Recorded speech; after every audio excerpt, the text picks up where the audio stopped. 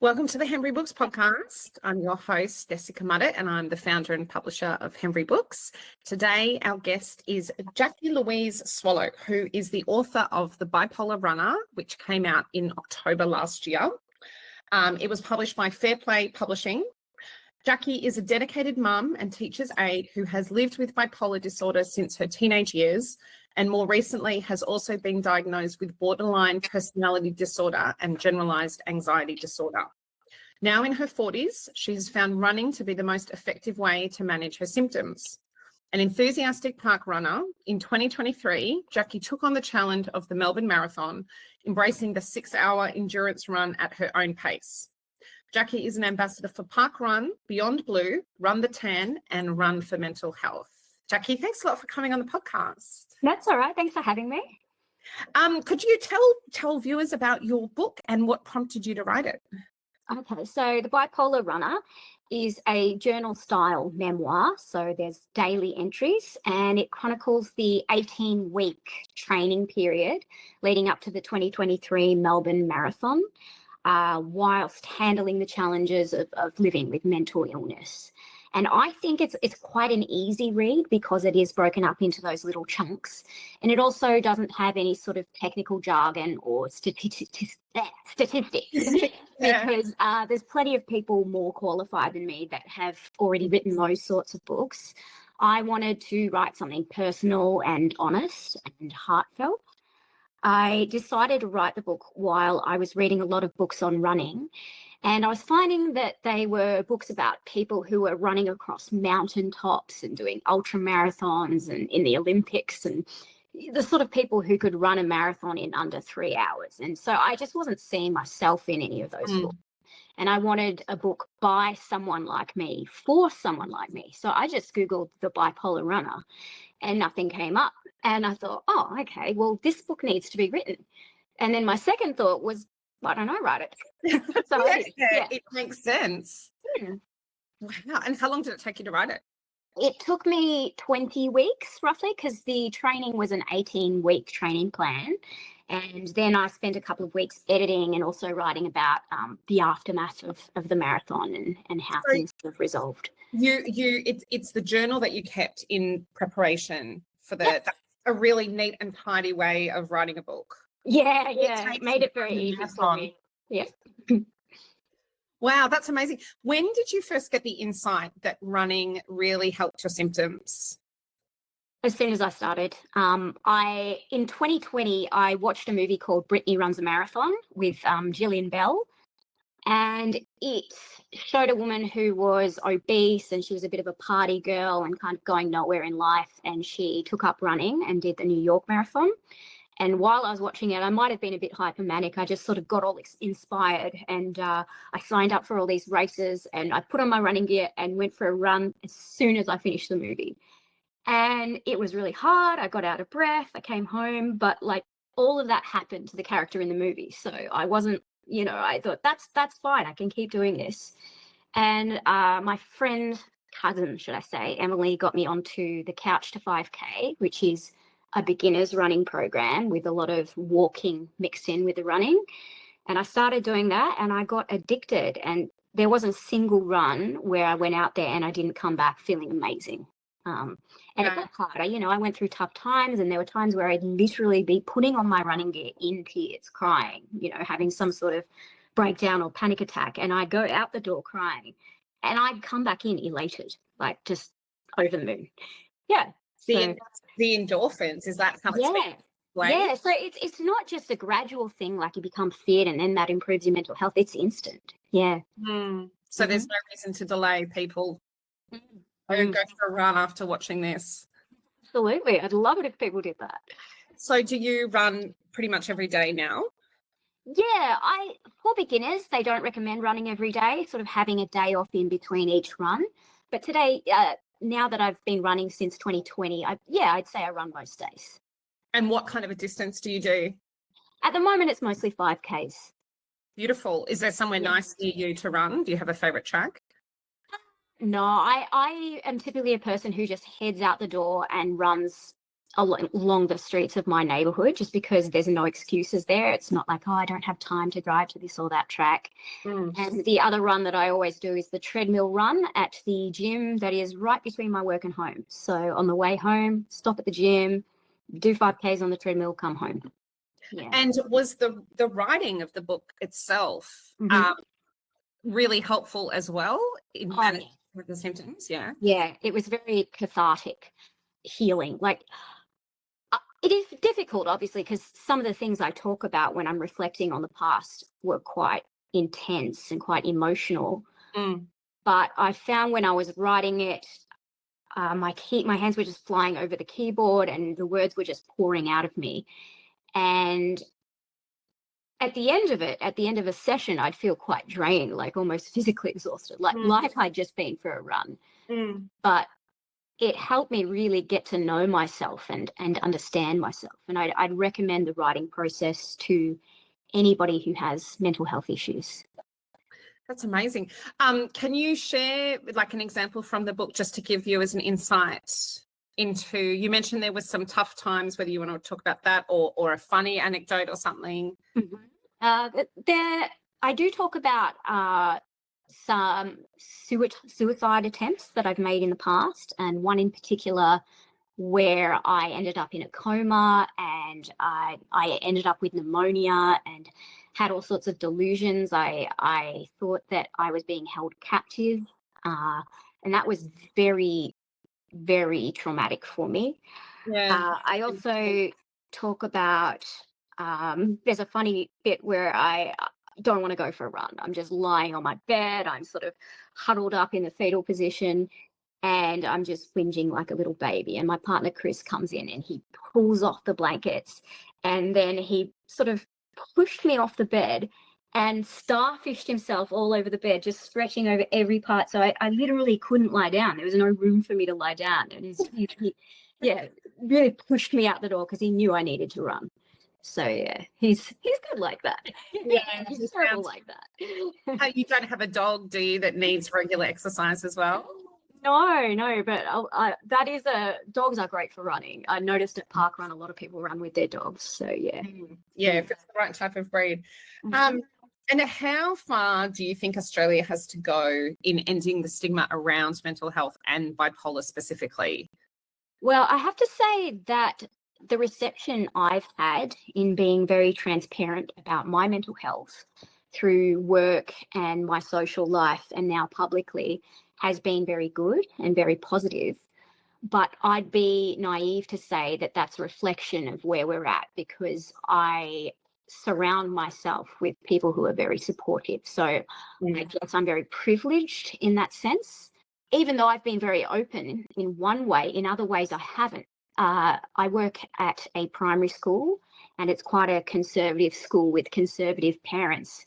And normally if, you're a teacher and you write a book, you would, put it in the school newsletter and sort of really celebrate it as a community. But I've sort of kept quite quiet about it because, yes, the word bipolar and the diagnosis is maybe becoming more accepted, but the things I talk about in the book, like self-harm, suicide, and even hypersexuality, are not appropriate for primary school aged kids, and they're very taboo and very stigmatized. So I think, we're getting there, but people are very uncomfortable talking about these things, and I think they're conversations that need to be had.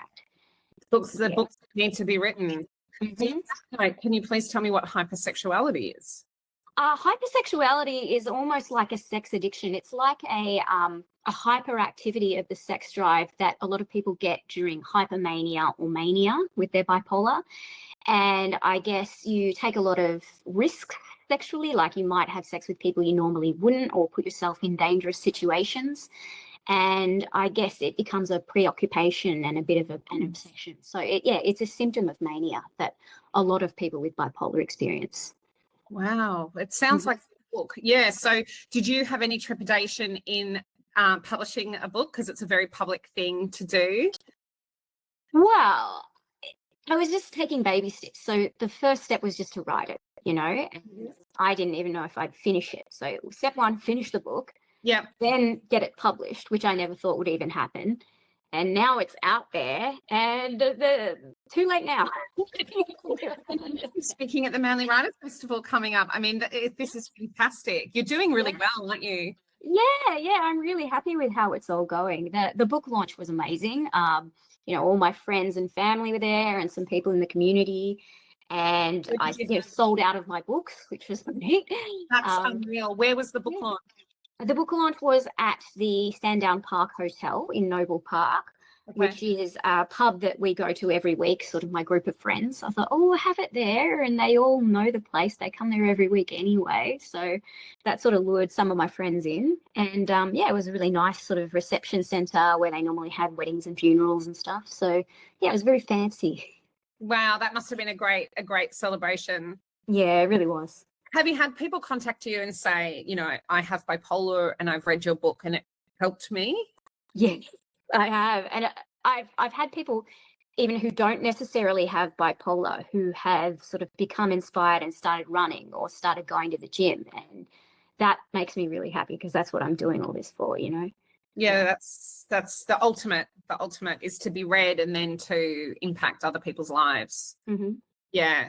And can you tell me about the publishing process? You said you didn't think you would get a publishing deal, which is realistic, and well done for getting one.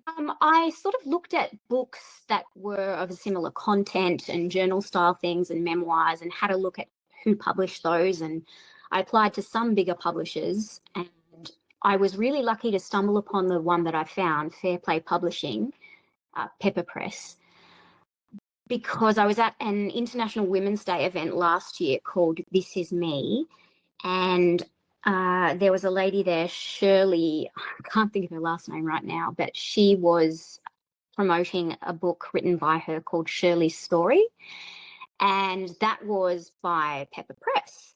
And I bought the book, got it signed, read it, and thought this is a really risky sort of book to publish and a very ballsy sort of move. And I thought, oh, okay, I'll have a look at this company. And then they wrote back, they said they loved the book. And the process of publishing was very quick because they wanted to release the book before the 2024 marathon. Right. So it was all kind of fast tracked.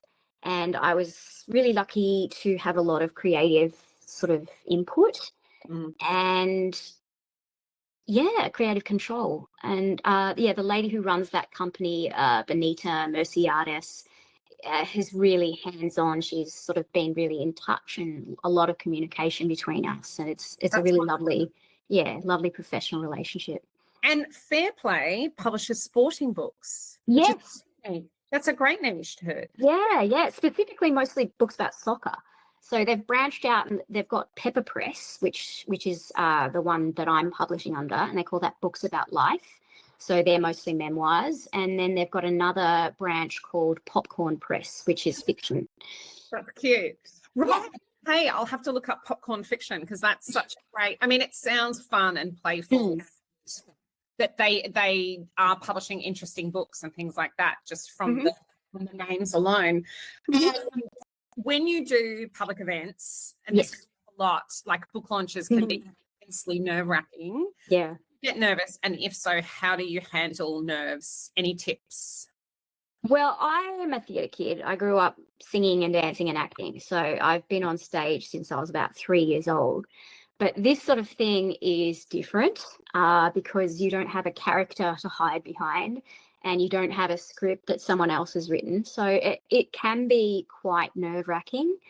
But I think the key is to be prepared and to have a clear message and also to just be really honest and authentic, because I think that's the way that you reach people. Okay. That is good advice. Do you have any book marketing tips you could share with other authors?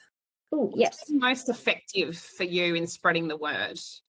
Well, the first tip I would give is that your marketing begins before you even open your laptop and write your first paragraph, in that you have to have a very clear picture of who your target reader is and how to cater to them. So that's going to inform everything from your content to your writing style to even the front cover of the book.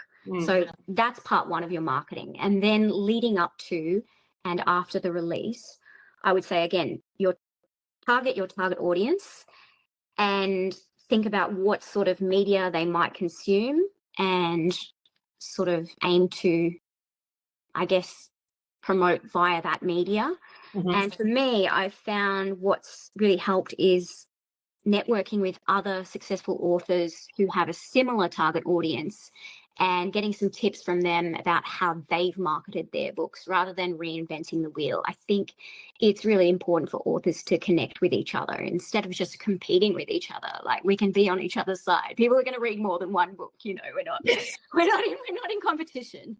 Yeah, I completely agree. And I have found that authors are the best champions of each other because we completely understand the emotional component. It's not all like roses, you know, it's not like your book comes out and you're like, wow, I'm just bathing in compliments, you know, like it can be lonely, scary, underwhelming. And other authors get that whole range. And then also, because they're doing it, they do have the best tips. Like, hey, do this. And you're like, oh, problem solved. Yeah.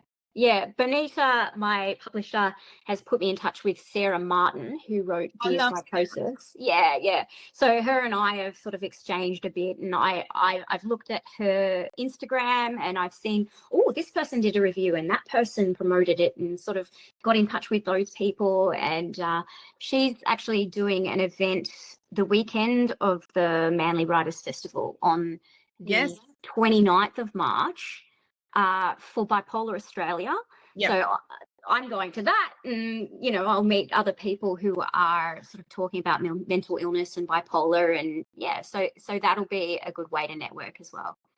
Sarah Martin, Dear Psychosis is an excellent book. She's a friend of Hembury, dear friend. She's been very successful.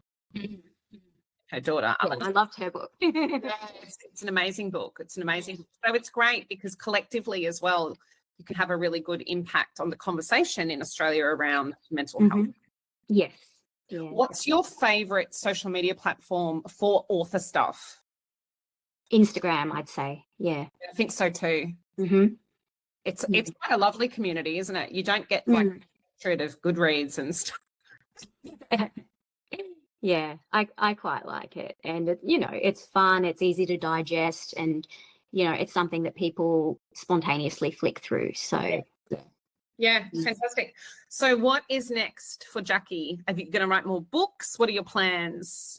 I'm currently writing my second book. I was going to call it The Bipolar Mother, and then I realised I've only been mother for 3 years, so that book's not going to be finished anytime soon. So I've sort of reframed it, and I'm going to call it My Bipolar Pregnancy, working title, about, the pregnancy experience from the perspective of someone with bipolar. So, you know, medication changes, antenatal depression, all that sort of thing. Yeah. Wow, that sounds amazing. Yeah. And also I had gestational diabetes, so there's all that around about me. My friends had that. It just takes all the joy away from being able to gain heaps of weight. Yeah, well, there's already all this stuff you can't eat when you're pregnant, you know, like ham and shellfish and sushi, and then all of a sudden you can't have sugar and you can't have carbs. That's terrible. That's terrible. So when will that be published? Next year or something, or you got to finish it first, I guess? I've got to finish it first. Yeah. Yeah. But even that's not a certainty. I don't know that it will get published. It's just fingers crossed, and well, keep doing what you're doing because you're obviously being successful. But it also sounds like for you, writing and running now have a permanent place in your life. Yeah, definitely. Yeah. Yeah, which is wonderful. That's great. Well, thank you very much for joining us, Jacqui. That was nice to get to know you and to hear all about your book. It's an ebook and a paperback? Yes. Yeah, and available anywhere people would like to buy it. If someone would like to get in contact with you, what's the best way for them to do that? If they want to get in contact with me, there is my Facebook. So Jacqui Swallow, Jacqui, Swallow, spelt like the bird. Or you can email me at that's the website. Sorry, you can email me at JacquiLSwallow@hotmail.com. Okay. Or you can go on the Fairplay Publishing website, which is www.fairplaypublishing.com.au. Okay. Now, bonus question. Yes. Is that tattoo on your hand? Yes. Okay. So this tattoo here is, this is the bipolar symbol. Okay. So No happy way. and sad. That's amazing. And this one here is the suicide survivors symbol, the semicolon. I did not know that there was a survival symbol. Yes, and we all know each other's. Like, I meet people all the time, and they go, "Oh, I've got one too," and That is yeah, beautiful. there's that little connection. Yeah, and I actually got these tattoos the week after the marathon. They were like a little reward to myself. So yeah. Oh, I love them. I have never, well, I may have, but I don't recall seeing a tattoo on here of the hand. Yeah. They're really cool. I love them. Yeah, and deep personal significance. Yeah. Well, thank you again, Jacqui. Thank you so much for having me. It's a pleasure.